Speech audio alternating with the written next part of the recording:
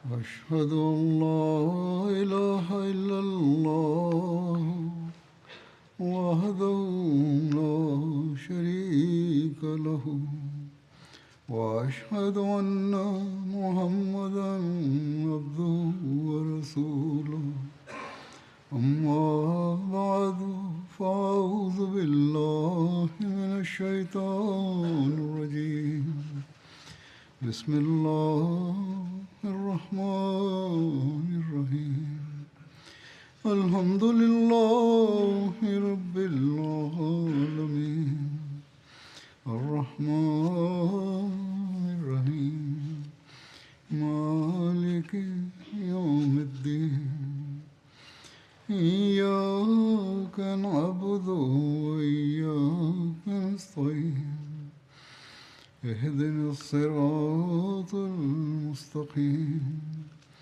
صراط الذين أنعمت عليهم غير المغضوب عليهم ولا الضالين 100 kilometre দূরে অবস্থিত ছিল। তেমার ইহুদিরা যখন খায়বার ফাদাক এবং কোরা উপত্যকার সংবাদ পৌঁছে, তারা মুসলমানদের বিরুদ্ধে কোনো প্রকার প্রতিরোধ গড়ার পরিবর্তে মীমাংসার প্রস্তাব দেয়, সন্ধির প্রস্তাব দেয়। মহানবী এটি গ্রহণ করেন আর তেমার ইহুদিদেরকে তাদের ধন সম্পদ সহ নিজ অঞ্চলে বসবাসের অনুমতি প্রদান করেন।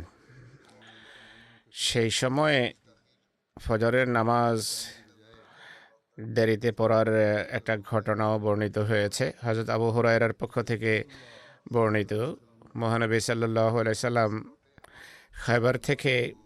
খায়বার থেকে ফেরার পথে সারা রাত সফর করেন। ঘুম আসলে মদিনার পাশে আরাম করার জন্য যাত্রা বিরতি দেন আর বেলালকে বলেন, আজ রাতে আমাদের নামাজের সময়ের রক্ষণাবেক্ষণ করো, অর্থাৎ দৃষ্টি রেখো, আমাদেরকে জাগাবে। হযরত বেলাল যতটা তার জন্য সম্ভব ছিল জাগার চেষ্টা করেন, সারা রাত নফল পড়েন আর মহানবী সাল্লাল্লাহু আলাইহি সাল্লাম এবং তার সাহাবীরা ঘুমিয়ে পড়েন। ফজরের সময় ঘনিয়ে এলে হযরত বেলাল পূর্বমুখী হয়ে নিজের বাহনে হেলান দেন আর হযরত বেলালও ঘুমিয়ে পড়েন। তখন উটের গায়ে হেলান দিয়ে তিনি ঘুমিয়ে পড়েন। সুতরাং মহানবীও জাগতে পারেননি, আর হযরত বেলালও না, আর তার কোনো সাহাবীও না। এক পর্যায়ে সূর্যের আলো পড়ে তাদের উপর। হুজুর সাল্লাল্লাহু আলাইহি ওয়াসাল্লাম সর্বপ্রথম জাগ্রত হন। হুজুর সাল্লাল্লাহু আলাইহি সাল্লাম চিন্তিত হন এবং বলেন যে, হে বেলাল। হযরত বেলাল সাড়া দেন, হে আল্লাহর রাসূল সাল্লাল্লাহু আলাইহি ওয়াসাল্লাম, আমার পিতামাতা আপনার জন্য নিবেদিত। আমার আত্মাকেও সেই সত্তাই বাধাগ্রস্ত করে রেখেছে যিনি আপনার আত্মাকে বাধা দিয়ে রেখেছেন। মহানবী সাল্লাল্লাহু আলাইহি সাল্লাম সেখান থেকে যাত্রার নির্দেশ দেন। তারা বাহনে বসে কিছু দূর এগিয়ে যান। এরপর হুজুর সাল্লাল্লাহু আলাইহি সাল্লাম ওযু করেন, কিছু দূর গিয়ে যাত্রা বিরতি দেন, সেখানে ওযু করেন আর বেলালকে নির্দেশ দিলে তিনি ইকামত দেন। এরপর হুজুর সাল্লাল্লাহু আলাইহি সাল্লাম ফজরের নামাজ পড়ান। যেখানে ঘুমিয়েছিলেন সেই জায়গায় পড়াননি, বরং সামনে গিয়ে তিনি নামাজে ফজর পড়িয়েছেন বা জামাত। নামাজ সমাপ্ত হওয়ার পর মহানবী সাল্লাল্লাহু আলাইহি সাল্লাম বলেন যে নামাজ বা যে ব্যক্তি নামাজ ভুলে যায় তার মনে পড়তেই সে নামাজ পড়া উচিত, কারণ আল্লাহ তাআলা বলেছেন, নামাজ আমার স্মরণের জন্য নামাজ কায়েম করো তোমরা। এটিও এখানে স্পষ্ট হওয়া উচিত যে বেশ কয়েকটি যুদ্ধের সফরে নামাজে ফজর বিলম্বিত হওয়ার ঘটনা দেখা যায়। কেউ তবুকের যুদ্ধের কথা বলে, কেউ বলে যে হুদাইবিয়ার সময় ঘটেছে। রওয়ায়াতকারী হয়তো ভুলে গেছেন, অন্য কোনো যুদ্ধের ঘটনা গুলিয়ে ফেলেছেন, বা হতে পারে একাধিকবার এমন ঘটনা ঘটে থাকবে, কিন্তু আল্লাহ ভালো জানেন।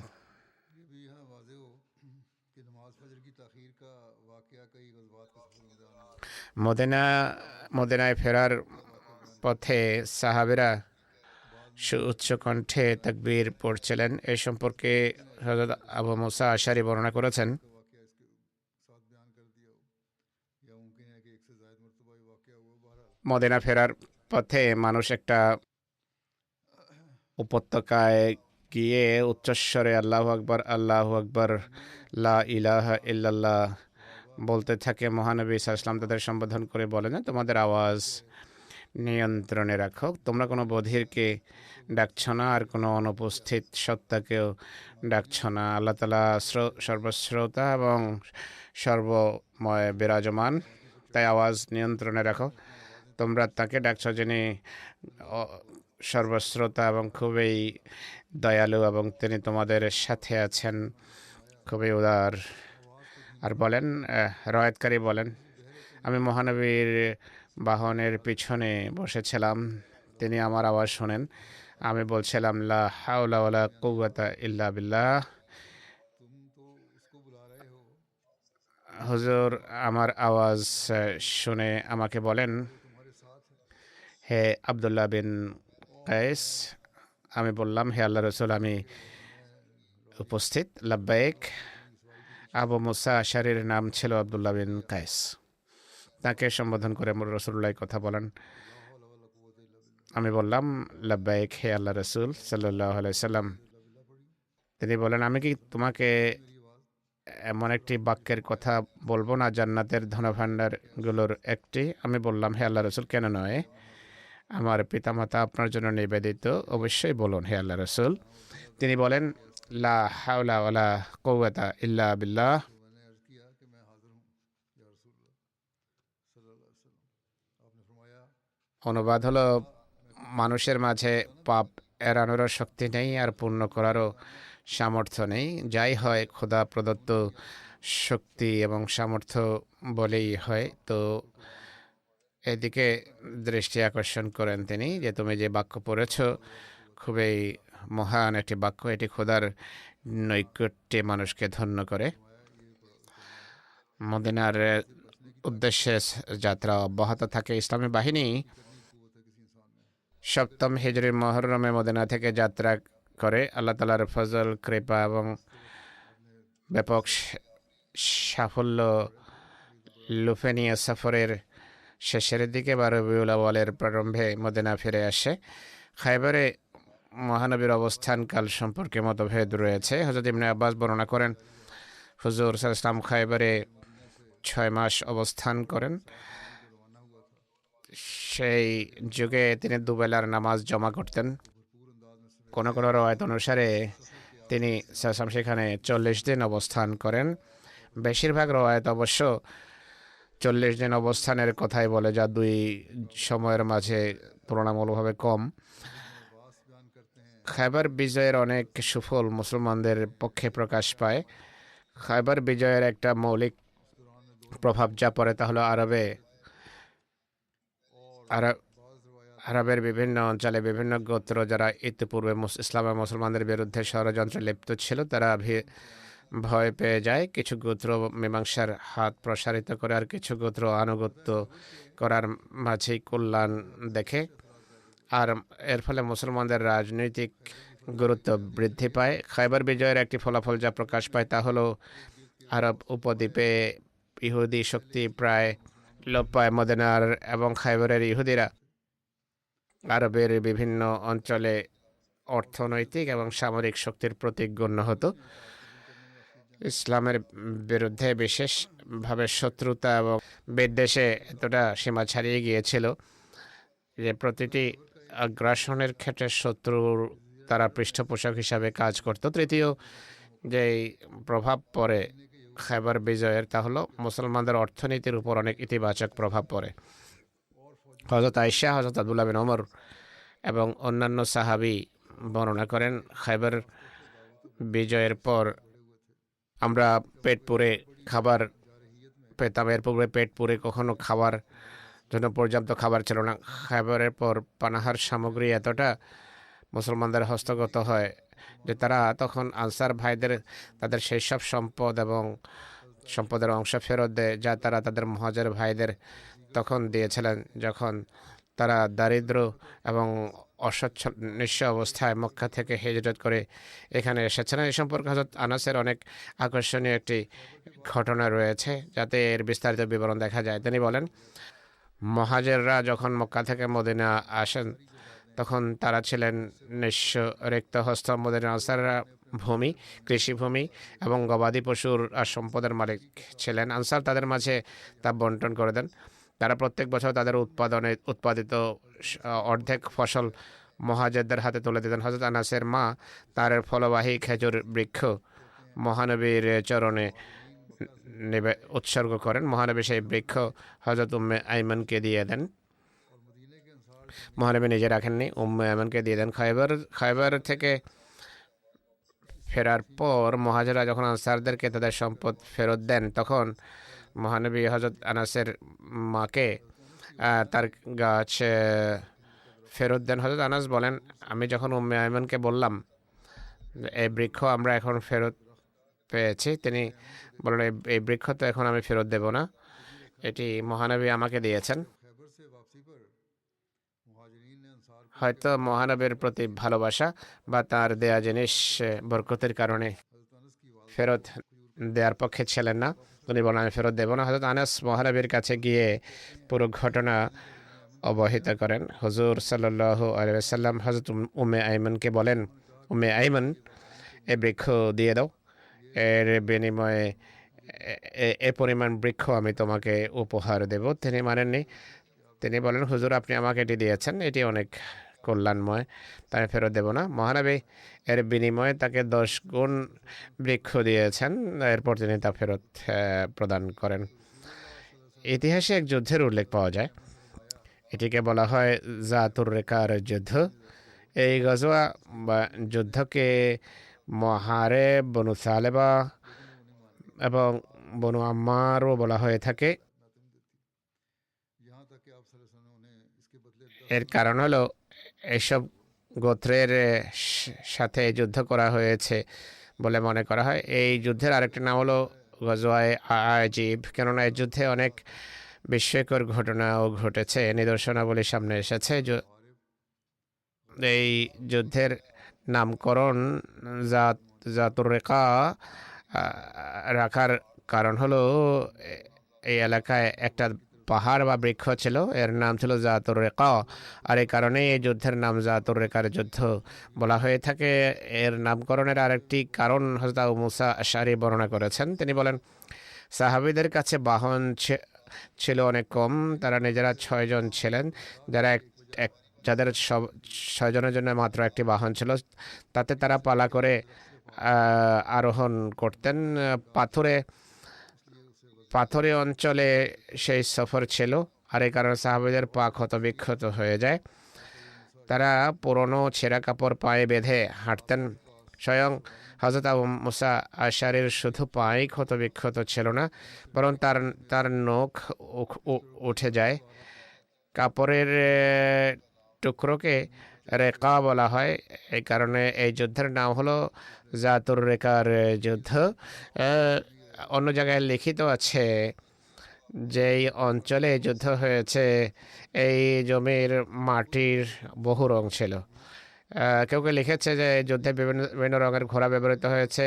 অনেকে বলেছে এই যুদ্ধে কাপড়ের টুকরো বেঁধে পতাকা বানানো হয়েছিল, আর এটিকে জাতুর রেখা এই কারণে বলা হয়। কেউ কেউ বলে এসব বিভিন্ন বিষয়ের সমাহার ঘটার কারণে এটিকে জাতুর রেখা বলা হয়েছে। এই যুদ্ধের একটা নাম হলো সালাতুল খাউফের যুদ্ধ, কেননা এই নামাজে সালাতুল খাউফ আদায় করা হয়েছিল।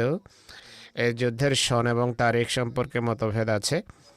ইতিহাস এবং জীবনী বিভিন্ন পুস্তক অনুসারে এটি 4র্থ বা 5ম হিজরিতে হয়। ইবনে হিশাম ইবনে ইসহাকের পক্ষ থেকে বর্ণনা করেছেন জাতুর রেকা 4র্থ হিজরিতে হয়েছে। বনু নজরের 3 মাস পর এটি হয়েছে। ইবনে সাদের মতে 5ম হিজরিতে সংঘটিত হয়। ইমাম বুখারী একটি দৃঢ় সাক্ষ্যের ভিত্তিতে বলেন, যে খায়বার বিজয়ের পর 7ম হিজরিতে যুদ্ধ হয়েছে, সেই সাক্ষ্যটি হলো হযরত আবু মুসা আশারি এই যুদ্ধে অংশগ্রহণ করেছেন। হযরত আবু মুসা আশারি যেহেতু খায়বারের যুদ্ধের পরই ইসলাম গ্রহণ করেছিলেন, সে কারণে 7ম হিজরির যেই সন উল্লেখ করা হয়, তিনি 7ম হিজরিতেই খায়বারের যুদ্ধে যোগ দিয়েছিলেন। এই কারণে 7ম হিজরি আসলে যুদ্ধের সন হিসেবে বেশি সঠিক। হযরত সাহেবজাদা মির্জা বশির আহমদ সাহেব সিরাত খাতামান নবীনের শেষের দিকে তার পুস্তকের বাকি অংশের জন্য যে শিরোনাম নির্ধারণ করেছেন, তাতে জাতুর রেখাকে 7ম হিজরিতে খয়বরের পর হয়েছে বলে উল্লেখ করেছেন। এই যুদ্ধের একটি কারণ ছিল নজদ অঞ্চলে কিছু লোক বিভিন্ন সময়ে চুরি ডাকাতির ঘটনা ঘটিয়ে মুসাফিরদেরকে উত্ত্যক্ত করছিল। তারা কোনো এক জায়গায় অবস্থান করতো না, এই কারণে তাদেরকে নিয়ন্ত্রণ করা কঠিন ছিল। মহানবী তাদের বিরুদ্ধে কার্যকর ব্যবস্থা গ্রহণের সিদ্ধান্ত নেন। এই যুদ্ধের আরেকটি কারণ যা উল্লেখ করা হয় তা হলো, এক ব্যক্তি বাণিজ্য পণ্য নিয়ে মদিনায় আসে। মদিনার লোকেরা তার কাছ থেকে বিভিন্ন জিনিস ক্রয় করে। সে মুসলমানদের সম্বোধন করে বলে, বনু আনমার এবং বনু সালবা তোমাদের বিরুদ্ধে এক সেনাবাহিনী সমবেত করেছে, কিন্তু তোমরা সেই সম্পর্কে উদাসীন। হুজুর এই সংবাদ পান, তিনি মদিনায় এক ব্যক্তিকে তত্ত্বাবধায়ক নিযুক্ত করেন এবং সফরের উদ্দেশ্যে যাত্রা করেন। ইবনে ইসহাক বলেন, হযরত আবু যর গফারিকে তিনি নায়েব নিযুক্ত করেন। ইবনে সাদ ইবনে ইসহাকের মতে হযরত উসমান বিন আফফানকে তিনি নিগরান নিযুক্ত করেন। তিনি সফরের উদ্দেশ্যে এরপর যাত্রা করেন। এই যুদ্ধের অবস্থা, পরিস্থিতি এবং ঘটনা সম্পর্কে উল্লেখ রয়েছে যে হুজুর সাল্লাল্লাহু আলাইহি সাল্লাম মদিনা থেকে 400 ব্যক্তিকে নিয়ে বা কোনো কোনো রওয়ায়াত অনুসারে 700 বা 800 লোককে নিয়ে যাত্রা করেন এবং শুকরা উপত্যকায় পৌঁছেন। শুকরা মদিনা থেকে 2 মাইল সফরের দূরত্বে অবস্থিত। সেখানে একদিন অবস্থান করে এর চতুর্দিকে সৈন্যদল পাঠান। রাত পর্যন্ত সব সৈন্যদল ফিরে আসে। তারা এই সংবাদ দেন যে তারা কাউকে দেখেনি এবং তারা পদচিহ্ন মিটিয়ে দিয়েছে। এরপর মহানবীর সাথে বেরিয়ে নখলে পৌঁছে। নখল মদিনা থেকে প্রায় 62 মাইল দূরে অবস্থিত। সেসব গোত্রের বসতিস্থলে পৌঁছলে সেখানে মহিলা ছাড়া আর কাউকে তারা পাননি। মহিলাদের গ্রেফতার করা হয়। কোনো কোনো ঐতিহাসিক মহিলাদের গ্রেফতার করার কথা উল্লেখ করেনি, তারা লিখেছেন কেউ গ্রেফতার হয়নি। মরুবাসীরা পাহাড়ের চূড়ায় গিয়ে আশ্রয় নেয়। পাহাড়ের চূড়া থেকে সব দৃশ্য তারা দেখছিল। পুরুষ পালিয়ে যায়, মহিলারা থেকে যায়। কারো কারো মতে গ্রেফতার করা হয়েছে মহিলাদেরকে, কারো কারো মতে গ্রেফতার করা হয়নি। হযরত জাবের বর্ণনা করেন, মহানবী সাল্লাল্লাহু আলাইহি সাল্লাম নখল থেকে জাতুর রেখা যান। সেখানে গাতফান বাহিনীর মুখোমুখি হন, কিন্তু যুদ্ধ হয়নি। মুখোমুখি পরস্পরের উপর পরস্পরের হামলার আশঙ্কা ছিল যে শত্রু যে কোনো সময় হামলা করতে পারে। এই হামলার আশঙ্কার মাঝে নামাজের সময় হয়ে যায়। মহানবী সাল্লাল্লাহু আলাইহি সাল্লাম তখন সালাতে খৌফ বা ভয়ের সময়কার নামাজ পড়েন, এমন নামাজ যাতে কিছু লোক নামাজে অংশগ্রহণ করে, অন্য দল পেছনে থাকে। এরপর দ্বিতীয় দল এসে রাসূলুল্লাহর সাথে নামাজে যোগ দেয়। তারা নামাজ পড়েন। প্রথম দল অন্য ডিউটিতে চলে যায়। মহানবীর সাথে তারা নামাজ পড়ে। এর কথা সূরা নিসাতে উল্লেখ করা হয়েছে, অর্থাৎ ভয়ের সময় কিভাবে নামাজ পড়তে হয় শত্রু সম্পর্কে সচেতন থেকে। বাইহাকি হযরত জাবের এর পক্ষ থেকে বর্ণনা করেন, মহানবী জোহরের নামাজ পড়িয়েছেন। মুশরিকরা মুসলমানদের উপর হামলার পরিকল্পনা পরিহার করে এবং বলে এদেরকে যেতে দেওয়া। অর্থাৎ এক নামাজের সময় তারা হামলার পরিকল্পনা পরিত্যাগ করে। জিব্রাইল মহানবীর কাছে এসে শত্রুর ষড়যন্ত্রের সংবাদ দেয়। শত্রুর পরিকল্পনা ছিল পরবর্তী নামাজে হামলা করার। সুবুলুল হুদার রওয়ায়াত এটি শত্রুর পরিকল্পনার কথা জিব্রাইল মহানবীকে অবগত করে। তিনি আসরের সময় সালাতুল খৌফ পড়ান। ইবনে সাদ বর্ণনা করেন এটি প্রথম সালাতুল খৌফ ছিল যা মহানবী পড়িয়েছেন। বুখারীর মুফাসসির আল্লামা বদরুদ্দীন আইনি লিখেছেন, নামাজে খৌফ সম্পর্কে মতভেদ আছে যে প্রথমবার কোন বছর এ সংক্রান্ত নির্দেশ অবতীর্ণ হয়েছে। বেশিরভাগ আলেম বলে প্রথমবার জাতুর রেকার অভিযানের সময় সালাতুল খৌফ পড়া হয়। আর কোন বছর এ সংক্রান্ত নির্দেশ অবতীর্ণ হয়েছে সে বিষয়ে মতভেদ আছে। কারো কারো মধ্যে চতুর্থ, কেউ পঞ্চম, কেউ ষষ্ঠ এবং কেউ সপ্তম হিজরিতে নির্দেশ অবতীর্ণ হয়েছে বলে উল্লেখ করেছে। এক উক্তি অনুসারে সালাতুল খৌফ বদরুল মাউদের পূর্বে প্রথমবার আদায় করা হয়েছে, যা চতুর্থ হিজরির শাওয়াল মাসে হয়েছিল। তখন এক ব্যক্তির সাহাবেদের উপর হামলার কথা অন্যত্র উল্লেখ রয়েছে। এক রাতে মহানবী এক জায়গায় অবস্থান করেন। তখন প্রবল বাতাস বইছিল। তিনি সাহাবেদের উদ্দেশ্যে বলেন, কে আছে যে আজ রাত এখানে পাহারা দেবে? তখন হযরত আব্বাদ বিন বিশর এবং হযরত আম্মার বিন ইয়াসির দণ্ডায়মান হন এবং বলেন, আমরা ডিউটি করব, আমরা পাহারা দেব। এরপর উভয় পাহাড়ের চূড়ায় বসে যান। হযরত আব্বাদ বিন বিশর হযরত আম্মার বিন ইয়াসিরকে বলেন, রাতের প্রথম প্রহরে আমি ডিউটি দেব, আমি জাগ্রত থাকবো, তুমি ঘুমিয়ে পড়ো। রাতের শেষ অংশে তুমি ডিউটিতে থেকো, আমি ঘুমিয়ে পড়ব। হযরত আম্মার বিন ইয়াসির ঘুমিয়ে যান। হযরত আব্বাদ বিন বিশর দাঁড়িয়ে নামাজ আদায় করা আরম্ভ করে দেন। তিনি নামাজ পড়ছিলেন। বর্ণিত হয়েছে যে রাতে শত্রুপক্ষের এক ব্যক্তি তাকে দেখে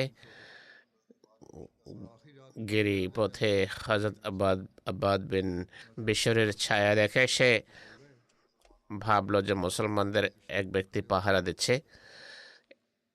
এটি ভেবে থাকবে সে শত্রু মনে করে তীর নিক্ষেপ করে। হযরত আব্বাদ বিন বিশরের দেহে তীর বিদ্ধ হয়। তিনি নামাজ পড়ছিলেন। তিনি তীর বের করে ছুঁড়ে ফেলে দেন। নামাজ ছাড়েননি, বরং তীর বের করে ফেলে দেন, নামাজ অব্যাহত রাখেন। সে দ্বিতীয়বার তীর নিক্ষেপ করে, তাও তার গায়ে লাগে। তিনি সেই তীরও বের করে ফেলে দেন। সে তৃতীয়বার যখন তীর নিক্ষেপ করে, হযরত আব্বাদ বিন বিশরের দেহ থেকে প্রচুর রক্তক্ষরণ হয়। তিনি নামাজ শেষ করে আম্মার বিন ইয়াসিরকে জাগান। সেই ব্যক্তি যখন দ্বিতীয় ব্যক্তিকেও দেখে, তীর নিক্ষেপকারী যখন দ্বিতীয় ব্যক্তিকেও দেখে, সে পালিয়ে যায়। হযরত আম্মার বিন ইয়াসির হযরত বিশরকে যখন আহত অবস্থায় দেখেন, জিজ্ঞেস করেন, আমাকে পূর্বে ডাকেননি কেন? তিনি বলেন, নামাজে আমি সূরাতুল কাহাফ পড়ছিলাম, আমার তেলাওয়াত ছেড়ে দেয়া আমার পছন্দ হয়নি। এটি অদ্ভুত এক সম্পর্ক আল্লাহর সাথে ছিল, আন্তরিকতা ছিল, বিশ্বস্ততা ছিল, ইবাদতের আগ্রহ ছিল তাদের মাঝে। আহত হওয়া নিয়ে কোনো মাথা ব্যথা ছিল না। কোনো কোনো রওয়ায়েতে এটি উল্লেখিত আছে যে তীর হযরত আম্মার বিন ইয়াসিরের গায়ে লেগেছিল।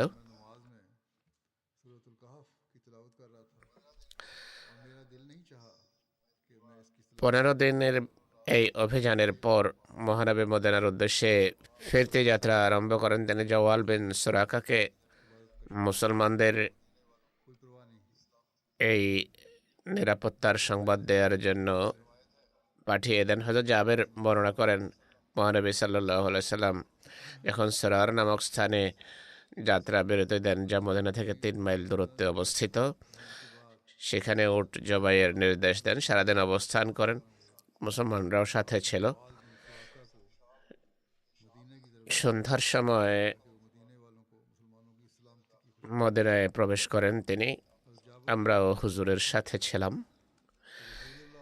এই সফরে কতক নিদর্শনও প্রকাশিত হয়েছে, যেভাবে পূর্বেই উল্লেখ করা হয়েছে। এই অভিযানের নামই হলো নিদর্শনের অভিযান। একটা প্রসিদ্ধ ঘটনা আছে, অর্থাৎ মহানবীকে হত্যা করার উদ্দেশ্যে যে তরবারি হাতে নিয়েছিল এক ব্যক্তি, সেই ঘটনাটি হযরত জাবের বিন আব্দুল্লাহ বর্ণনা করেন। আমরা মহানবীর সাথে নজদ অভিমুখে যাত্রা করি যুদ্ধের জন্য। অত্যন্ত কাঁটাবহুল এক উপত্যকায় আমাদের দুপুর হয়। মহানবী তখন যাত্রা বিরতি দেন। মানুষও গাছের ছায়া সন্ধানে এদিক সেদিক চলে যায়। হুজুর সাল্লাল্লাহু আলাইহি ওয়াসাল্লাম এক বাবলা বৃক্ষের নিচে অবস্থান করেন। তিনি তরবারি ঝুলিয়ে দেন। হযরত জাবের বলতেন, আমরা ঘুমাচ্ছিলাম, হঠাৎ দেখি মহানবী আমাদেরকে ডাকছেন। আমরা তার কাছে আসি, দেখি যে তার কাছে এক বেদুইন বসে আছে। হুজুর সাল্লাল্লাহু আলাইহি ওয়াসাল্লাম বলেন, সে আমার তরবারি হাতে নেয় আর আমি ঘুমন্ত ছিলাম। চোখ খুললে আমি দেখি সে তরবারি উঁচিয়ে রেখেছিল আমাকে হত্যা করার জন্য, আর বলে যে কে তোমাকে আমার হাত থেকে রক্ষা করবে? আমি বললাম আল্লাহ। সে তরবারি খাপে ঢুকিয়ে দেয়। এই হলো সেই ব্যক্তি যে বসে আছে। তিনি সেই হামলাকারীকে কোনো শাস্তি দেননি। সেই ব্যক্তির নাম অরস বিন হারেস বলা হয়ে থাকে। কেউ কেউ তার নাম মুগরক উল্লেখ করেছে, বা কেউ কেউ গোয়েরেস উল্লেখ করেছে। সে ব্যক্তি সম্পর্কে এটিও বলা হয় যে সে ইসলাম গ্রহণ করেছিল। কোনো কোনো রওয়ায়াত অনুসারে ইসলাম গ্রহণ করেনি, তবে সে মহানবীর কাছে অঙ্গীকার করেছিল যে ভবিষ্যতে কখনো মহানবীর বিরুদ্ধে সে বের হবে না। মহানবীকে হত্যা করার উদ্দেশ্যে তরবারি বের করার আরও একটি ঘটনা রয়েছে। সে ব্যক্তির নাম উল্লেখ করা হয়েছে দসুর। কোনো কোনো আলেম এই দুই ঘটনাকে এক ঘটনা হিসেবে উল্লেখ করেছে। কারো কারো মতে দুটো পৃথক উপলক্ষে এই ঘটনা ঘটেছে। দসুরের হামলার ঘটনা 3 হিজরিতে গজায় বনে আমার বা গজওয়ায় বনে গাতফান থেকে ফেরার পথে ঘটেছে। শত্রুরা মহানবীকে নির্জনে এক জায়গায় দেখতে পায়। তারা তাদের সর্দার দসুরের কাছে আসে। সে ব্যক্তি তাদের মাঝে সবচেয়ে সাহসী। মুশরিকরা তার কাছে এসে বলে, মুহাম্মদ সাল্লাল্লাহু আলাইহি ওয়াসাল্লাম এখন একেবারে নির্জনে শুয়ে আছে, এখন তার সাথে বোঝাপড়া করো। এক রওয়ায়াত অনুসারে দসুর স্বয়ং হুজুরকে নির্জনে শাহিদ দেখে। সে বলে, এখনও যদি আমি মুহাম্মদ সাল্লাল্লাহু আলাইহি সাল্লামকে হত্যা না করি, তাহলে আল্লাহ স্বয়ং আমাকে ধ্বংস করবেন। এটি বলে দসুর খাপ থেকে তরবারি বের করে যাত্রা করার একেবারে মহানবীর পবিত্র মাথার কাছে এসে দাঁড়িয়ে যায়। সে হঠাৎ করে তাকে সম্বোধন করে বলে আজকে, বা বলে যে এখন কে আপনাকে আমার হাত থেকে রক্ষা করতে পারে?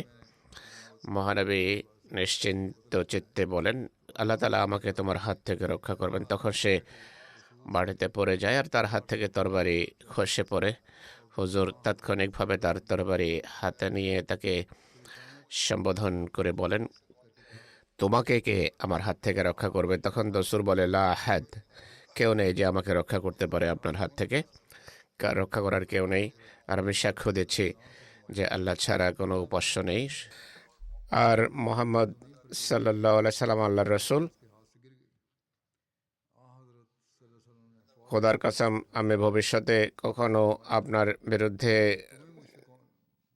লোক সমাগম ঘটাবো না, এই অঙ্গীকার করে মহানবী তার তরবারি তাকে দিয়ে দেন। অন্য এক রওয়ায়াতে আছে দসুর মহানবীকে সম্বোধন করে বলে, খোদার কসম, আপনি অনুগ্রহ করার ক্ষেত্রে আমার চেয়ে অনেক উত্তম। রাসূলুল্লাহ প্রত্যুত্তরে বলেন, আনা আহাক্কু বিযালিকা মিনকা, তোমার চেয়ে অনুগ্রহ করার আমার দায়িত্ব বেশি, অধিকারও বেশি। দসুর স্বজাতির কাছে ফিরে যায়, কিন্তু তার অবস্থা তখন সম্পূর্ণভাবে বদলে যায়। সে স্বজাতিকে তাবলীগ করা আরম্ভ করে। দসুর ঘটনা শোনায় তাদেরকে যে আমার সাথে কি ঘটেছিল, কিভাবে আমি মাটিতে পড়ে যাওয়ার ঘটনা সেইভাবে বর্ণনা করে যে আমি সেখানে যখন খাপ থেকে তরবারি বের করে তরবারি হচ্ছে দাঁড়িয়েছিলাম, দেখলাম এক দীর্ঘকায় ব্যক্তি আমাকে ধাক্কা দেয় আর আমি মাটিতে পড়ে যাই। আমি বুঝতে পারি যে এ তো মানুষ নয়, কোনো ফেরেশতা।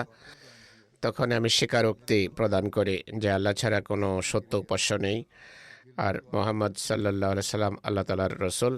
সে বলে যে আমি তার বিরুদ্ধে কোনো পদক্ষেপ নেব না। এরপর স্বজাতিকে সে তবলিগ করা আরম্ভ করে। এই ঘটনা এক জায়গায় এইভাবে লেখা আছে। সেখানেই পাখি সংক্রান্ত এক ঘটনাও ঘটে। হযরত জাবের বর্ণনা করেন, আমরা মহানবী সাল্লাল্লাহু আলাইহি সাল্লামের সাথে ছিলাম। সাহাবীদের এক ব্যক্তি এক পাখির ছানা নিয়ে আসে, মহানবী সেটিকে দেখছিলেন। সেই ছানার মা বা রওয়ায়াত অনুসারে মাদা, অন্য রওয়ায়াত অনুসারে নর মাদা উভয় পাখি সাহাবীর সামনে মাটিতে বসে যায়। যে সাহাবী পাখির ছানা ধরে নিয়ে এসেছিল, নর মাদা পাখি এসে মাটিতে পড়ে যায়। তিনি বলেন, আমি লোকদের দিকে তাকাচ্ছিলাম, তারা আশ্চর্য হচ্ছিল যে হচ্ছে কি। সেই নর বা মাদা পাখি এসে মাটিতে বসে যায়। মহানবী সাল্লাল্লাহু আলাইহি ওয়াসাল্লাম বলেন, এই পাখিটি দেখে তুমি আশ্চর্য হচ্ছ যে পাখি কেন নিজ ছানার খাতিরে নিজের জীবনকে হুমকির মুখে ঠেলে দিচ্ছে? তুমি এর ছানা ধরে নিয়ে এসেছ, আর এই পাখি নিজের ছানা মুক্ত করার জন্য নিজ জীবনকে হুমকির মুখে ঠেলে দিয়েছে। তিনি বলেন, খোদার কসম, তোমাদের প্রভু এর চেয়ে বেশি নিজ বান্দাদের প্রতি দয়াদ্র। যতটা দয়ায় পাখি প্রদর্শন করছে তার ছানার প্রতি, খোদা তাআলা এর চেয়েও বেশি স্নেহশীল তার বান্দার প্রতি। এই সফরে এক পাগল বাচ্চার সুস্থতার কথাও দেখা যায়। হযরত জাবের বলেন যে আমরা মহানবীর সাথে সফরে বেরোয়, পথের মধ্যে এক গ্রাম্য মহিলা তার সন্তানকে নিয়ে আসে। বলে যে, হে আল্লাহর রাসূল, আমার ছেলের উপর শয়তান প্রাধান্য বিস্তার করেছে, অর্থাৎ সে পাগল হয়ে যায়। মহানবী তার মুখ খোলেন, তাতে নিজের লালা মিশিয়ে দেন এবং বলেন যে, হে আল্লাহর শত্রু দূর হয়ে যা। এই দোয়া করেন এবং বলেন যে আমি আল্লাহর রাসূল। এই কথা বা বাক্য 3 বার বলেন। এরপর বলেন, শিশুকে নিয়ে যাও।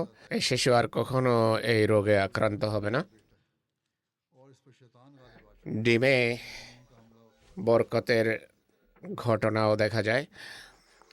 উট পাখির ডিমের ঘটনা হযরত জাবের বর্ণনা করেন, জাতুরেকার যুদ্ধে উরওয়া বিন যায়েদ হারসি 3টি ডিম নিয়ে আসেন। এই ডিম সুতোর মোরগের বা উট পাখির ডিম ছিল, যেখানে ডিম দিয়েছে সেখানে পড়েছিল। তিনি বলেন, জাবের এগুলো নিয়ে নাও আর এগুলো পাকাও। আমি রান্না করলাম আর একটি পেয়ালায় নিয়ে আসি। এরপর রুটি সন্ধান করি, পেলাম না। হুজুর সাল্লাল্লাহু আলাইহি এবং সাহাবীরা রুটি ছাড়াই এগুলো খাওয়া আরম্ভ করেন। তাদের পেট ভরে যায়। পেয়ালাতে ডিম প্রথম দিকে যেমন ছিল সেভাবেই পড়েছিল। এরপর অনেক সাহাবী তা থেকে খান। এরপর আমরা সফর অব্যাহত রাখি।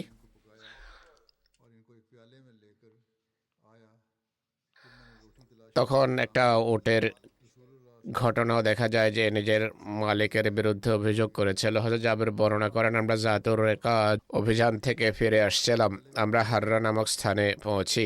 এক উট দ্রুত আসে এবং কাঁদতে থাকে, কান্না আরম্ভ করে। মহানবী বলেন, তোমরা কি জানো এই উট কি বলেছে? সেই উট তার মালিকের বিরুদ্ধে আমার কাছে অভিযোগ করছিল। তার মালিক বেশ কয়েক বছর থেকে এটিকে দিয়ে কাজ নিচ্ছিল। এখন এই উটকে জবাই করার ইচ্ছা রাখে। হে জাবের, এর মালিকের কাছে যাও আর তাকে আমার কাছে নিয়ে আসো। আমি বললাম, হে আল্লাহর রাসূল সাল্লাল্লাহু আলাইহি ওয়াসাল্লাম, আমি তোর মালিককে চিনি না।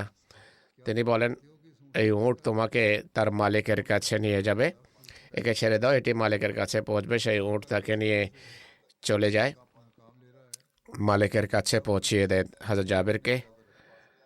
তিনি বলেন, আমি তাকে মহানবীর কাছে নিয়ে আসি। মহানবী তাকে তার সাথে উট সম্পর্কে কথা বলেন। মহানবী সাল্লাল্লাহু আলাইহি ওয়াসাল্লাম বলেন, তুমি এই উট আমার কাছে বিক্রি করো। সে সেই উট মহানবীর কাছে বিক্রি করে দেয়। মহানবী সেই উটকে জঙ্গলে চড়ে বেড়ানোর জন্য ছেড়ে দেন। এই সফরে হযরত জাবেরের একটি উট হারিয়ে যাওয়ার ঘটনা ঘটেছে। হযরত জাবের বর্ণনা করেন, অন্ধকার রাতে আমার উট হারিয়ে যায়। আমি হুজুর সাল্লাল্লাহু আলাইহি ওয়াসাল্লামের পাশ ঘেঁষে যাচ্ছিলাম। তিনি বলেন, কি হলো? আমি বললাম, হে আল্লাহর রাসূল, আমার উট হারিয়ে গেছে। তিনি বলেন, তোমার উট অমুক জায়গায় আছে, সেখান থেকে ধরে নিয়ে আসো। আমি গেলাম কিন্তু উট পেলাম না। আমি ফিরে আসি, মহানবীকে এসে একই কথা আবার বলি, আবার ফিরে যাই। তিনি পুনরায় আমাকে একই কথা বলেন। আমি আবার সেখানে যাই কিন্তু উট পেলাম না। আমি ফিরে আসি, তখন মহানবী স্নেহবশত আমাকে বলেন, চলো আমার সাথে। তিনি আমার সাথে আসেন, আমরা উটের কাছে পৌঁছে যাই। তিনি আমার উট আমার হাতে তুলে দেন। হজরত জাবেরের এক অলস ওটের ঘটনাও রয়েছে। হজরত জাবেরুন আবদুল্লাহ এই যুদ্ধের প্রেক্ষাপটে বলেন, আমি মহানবীর সাথে ছিলাম, আমার উট অলস হয়ে যায়, অর্থাৎ ক্লান্ত হয়ে যায়। মহানবী আমার কাছে আসেন এবং বলেন, জাবের। আমি বললাম, লাব্বাইক হে আল্লাহ রসুল। তিনি জিজ্ঞেস করেন, কি হলো? আমি বললাম, আমার উট ক্লান্ত, শ্রান্ত এবং অলস, আমি পিছিয়ে পড়েছে সফরে। তিনি বাহন থেকে নামেন এবং বলেন, তোমার কাছে পানি আছে কি? আমি বললাম, জি হে আল্লাহ রসুল। এরপর এক পেলা পানি আনি। মহানবী সেই পানিতে ফু দিয়ে ওটের মাথা এবং কোমরে ছিটিয়ে দেন, আর ওটের পিঠে তা ফেলে দেন। এরপর বলেন, আমাকে ছড়ি দাও। আমি আমার ছড়ি মহানবীর হাতে তুলে দেই, বা বলেন যে আমি গাছ থেকে একটা ছড়ি কেটে এনে মহানবীর হাতে তুলে দেই। তিনি সেই ছড়ি দিয়ে উটকে হালকা পিটিয়ে হজরত জাবেরকে বলেন, উঠে বসো। আমি উঠে বসে যাই। আমি দেখলাম যে উট এত দ্রুত ছুটা আরম্ভ করে। আমি সেটিকে বাধা দিতে থাকি যে কোথাও মহানবীর সে এগিয়ে না যায়। তিনি বলেন, আমি মহানবীর পাশাপাশি চলতে থাকি। হুজুর আমার সাথে কথা বলেন এবং জিজ্ঞেস করেন, তুমি কি বিয়ে করেছ? আমি বললাম, হ্যাঁ হে আল্লাহ রসুল সাল্লাহ আলাইসাল্লাম। তিনি বলেন, কুমারী না বিধবাকে বিয়ে করেছ? আমি বললাম, বিধবা। তিনি বলেন, যুবতী কুমারীকে কেন বিয়ে করনি? তুমি একজন যুবক, তুমি তার সাথে খেলাধুলা করতো, সে তোমার সাথে খেলাধুলা করতো। আমি বললাম, হে আল্লাহ রসুল, আমার বোনেরা রয়েছে। জাবেরের পিতা ওহদের যুদ্ধে শহীদ হয়েছেন, তার 7 বোন ছিলেন। তিনি বলেন, আমার বোনেরা রয়েছে। ভাবলাম এমন কোনো মহিলাকে বিয়ে করা উচিত যে তাদের মন জয় করবে, তাদের লালন পালন করবে। এরপর তিনি বলেন, এখন তুমি ঘরে যাচ্ছ, ঘরে বুদ্ধিমত্তার পরিচয় দেবে, সাবধানে যাবে, নসিহত করেন। এরপর তিনি বলেন, তুমি কি তোমার এই উট বিক্রি করবে আমার কাছে? আমি বললাম, হ্যাঁ হে আল্লাহ রসুল। তিনি এক ওকিয়া রূপার বিনিময়ে আমার কাছ থেকে তা ক্রয় করেন। এরপর মহানবী আমার পূর্বে মদিনায় পৌঁছে যান। আমি পরের প্রভাতে মদিনা পৌঁছি। আমরা মসজিদে আসি। আমি তাকে মসজিদের দরজায় দেখতে পাই। তিনি বলেন, তুমি পৌঁছে গেছো? আমি বললাম, হ্যাঁ। তিনি বলেন যে তোমার উট ছেড়ে দাও আর মসজিদে গিয়ে 2 রাকাত নফল পড়ো। আমি মসজিদের ভেতরে যাই, নামাজ পড়ি। এরপর হজরত বেলালকে বলেন, জাবেরকে মেপে এক ওকিয়া রূপা দিয়ে দাও। সেই উটের মূল্য যা পথিমধ্যে নির্ধারিত হয়েছিল সেটি দিতে বলেন। হজরত বেলাল মেপে আমাকে দিয়ে দেন, কিছুটা বেশিও দেন। আমি ফিরে যাচ্ছিলাম। মহানবী বেলালকে বলেন যে জাবেরকে আমার কাছে ডাকাও। জাবের বলেন, আমি মনে মনে বললাম, মহানবী সাল্লাল্লাহু আলাইহি ওয়াসাল্লাম এখন আমাকে আমার উট ফেরত দেবেন। আর সেই উট ফেরত পাওয়ার চেয়ে বেশি প্রিয় জিনিস আমার কাছে আর কোনোটাই ছিল না। তিনি বলেন, তোমার উট নিয়ে যাও আর এর মূল্য নিজের কাছেই রাখো। হজরত জাবেরের প্রত্যাশা বিপরীতে তাকে উটও দিয়ে দেন আর রূপাও। মহানবী বলেন, উটও রাখো আর রূপাও তোমার কাছেই রাখো। মূল্য তিনি ফেরত নেননি। স্বল্প পানি অনেক বেশি পানিতে পরিণত হওয়ার নিদর্শন রয়েছে। হযরত জাবের বর্ণনা করেন, এই সফরকালে একবার মহানবী সাল্লাল্লাহু আলাইহি ওয়াসাল্লাম বলেন, হে জাবের, অজুর ঘোষণা দাও। আমি বললাম, শোনো, ওযু করো, ওযু ওযু। এই ঘোষণা তো করলাম, কিন্তু একই সাথে মহানবীর কাছে নিবেদন করি, কাফেলায় এক বিন্দু পানিও নেই। তিনি বলেন, অমুক আনসারের কাছে যাও, তার মশকিতে কোনো পানি আছে কিনা।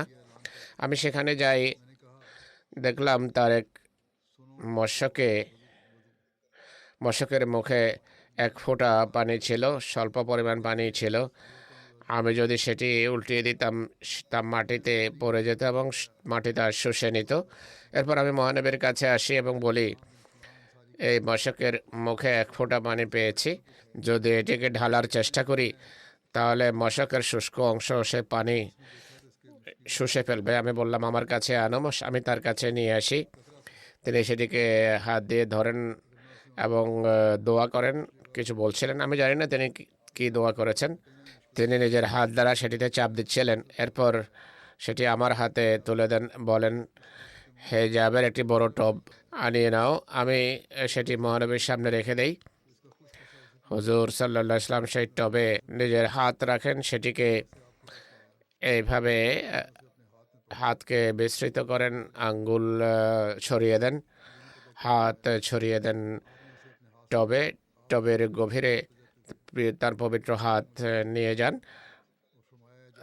হাত টবের তলায় নিয়ে যান এবং বলেন যে, হে জাবের, আমার হাতে পানি ঢেলে দাও আর বিসমিল্লাহ পড়ো। পানির যে কয়টি ফোঁটা আছে আমার হাতে ঢেলে দাও। আমি তার হাতে ঢেলে দেই। বিসমিল্লাহ পরে আমি পানি দেখলাম যে তার আঙ্গুলের মাছ থেকে ঝর্ণার মতো সবেগে পানি বের হতে থাকে এবং এক পর্যায়ে এসে টব ভরে যায়।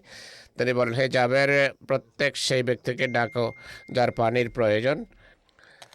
তিনি বলেন, মানুষ আসে, তারা পানি পান করে, তৃপ্তির সাথে পান করে। আমি বললাম, আর কারো পানির প্রয়োজন আছে কি? এরপর মহানবী সেখান থেকে হাত বের করেন আর টব পানিতে পরিপূর্ণ ছিল।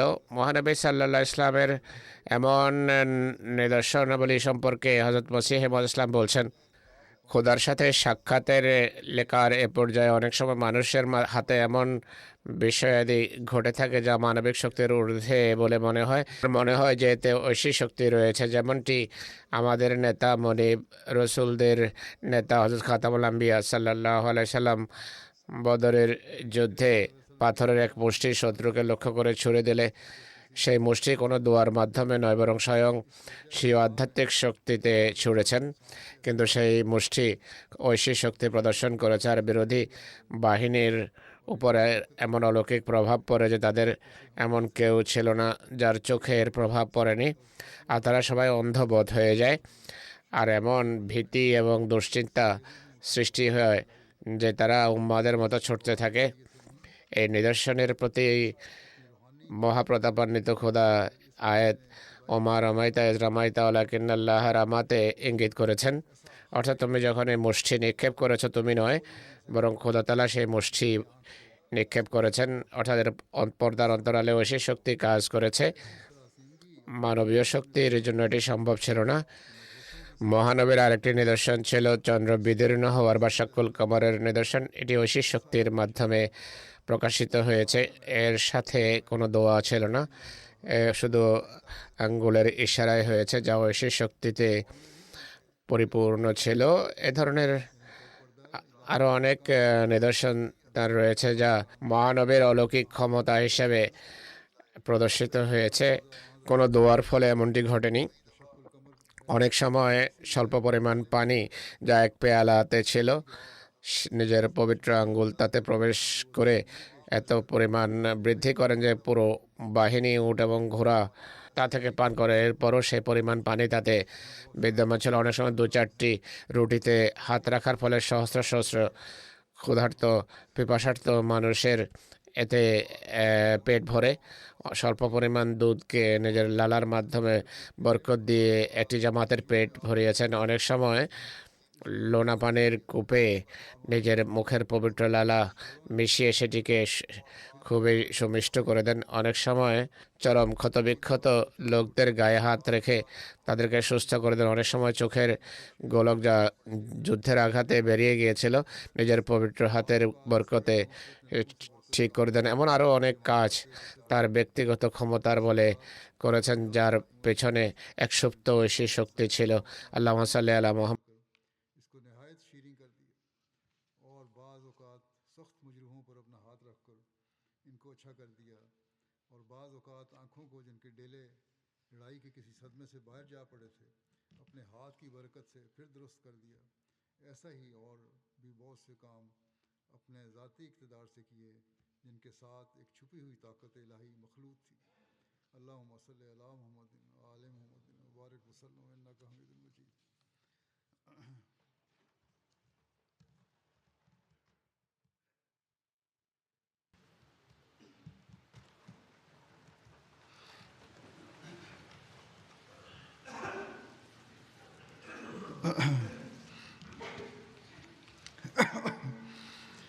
الحمد لله الحمد لله نحمده ونستعينه ونستغفره ونؤمن به ونتوكل عليه ونعوذ بالله من شرور أنفسنا ومن سيئات أعمالنا من يهده الله فلا مضل له ومن يضلل فلا هادي له ونشهد أن لا إله إلا الله ونشهد أن محمدا عبده ورسوله عباد الله رحمكم الله إن الله يأمر بالعدل والإحسان وإيتاء ذي القربى وينهى عن الفحشاء والمنكر والبغي يعظكم لعلكم تذكرون اذكروا الله يذكركم وادعوه يستجب لكم ولذكر الله أكبر